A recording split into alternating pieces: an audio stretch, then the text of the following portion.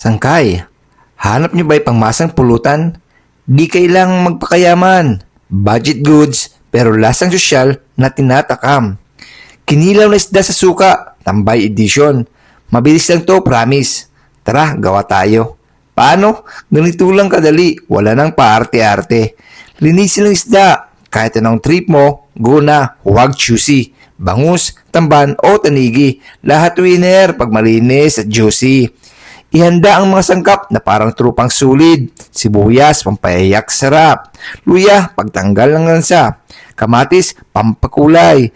Siling haba at pula para sa konting anghang na may sipa. Suka, asim nagigising sa antok mong parang lunis. Asin at paminta, dagdag kilig, hindi ka ba? Kalamansi, balansin ng asim tamis, parang ligaw na matamis. At yan sangkay, pinagsama-sama ko na ang basic na sangkap. Kung dadagdagan mo'y bahala ka na. Chinap-chap ko na, baka tirahin pa ng iba. Pinagsama-sama at hinalo-halo pa. Tara, bilisan na natin ng matikman na. Kung kulang sa anghang, dagdag sili. Kung kulang sa asim, dagdag suka. Walang mali-mali. Mas marami, mas masaya. Parang tropang walang sawa sa kwentuhan at tawa. Ano pa hinihintay mo? Tikiman na. Kung di pa busog baka diet ka pa.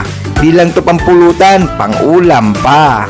Kung gusto mo ng full recipe, comments ka na. Pa-follow na rin para kompleto ang saya.